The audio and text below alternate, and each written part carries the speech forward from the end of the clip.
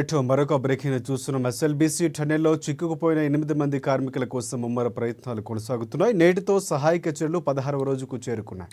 ఇక ప్రధానంగా ఈ రెస్క్యూ ఆపరేషన్లో జాతీయ అంతర్జాతీయ నిపుణులు పాల్గొంటున్నారు. హైదరాబాద్కు చెందిన ఎన్వి రోబోటిక్స్, ఐఐటి మద్రాసు ప్రొఫెసర్లు రంగంలోకి సొరంగంలోని పరిస్థితుల్లో అంచనా వేసేందుకు వెళ్లారు.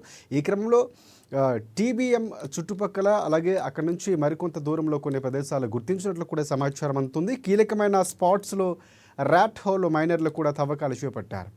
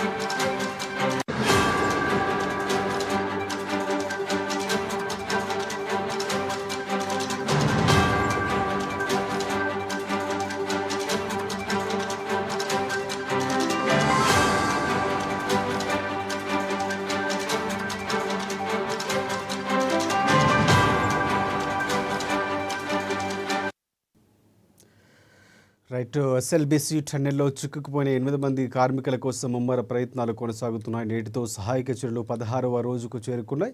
ఈ రెస్క్యూ ఆపరేషన్లో జాతీయ అంతర్జాతీయ నిపుణులు పాల్గొంటున్నారు. హైదరాబాద్కు చెందిన ఎన్వి రోబోటిక్స్, ఐఐటి మద్రాసు ప్రొఫెసర్లు సొరంగంలోకి పరిస్థితులు అంచనా వేసేందుకు వెళ్లారు. ఈ క్రమంలో టీబీఎం చుట్టుపక్కల అక్కడి నుంచి మరికొంత దూరంలో కొన్ని ప్రదేశాలు గుర్తించినట్లు సమాచారం అందుతోంది. కీలకమైన స్పాట్స్లో ర్యాట్ హోల్ మైనర్లు తవ్వకాలు చేపట్టారు.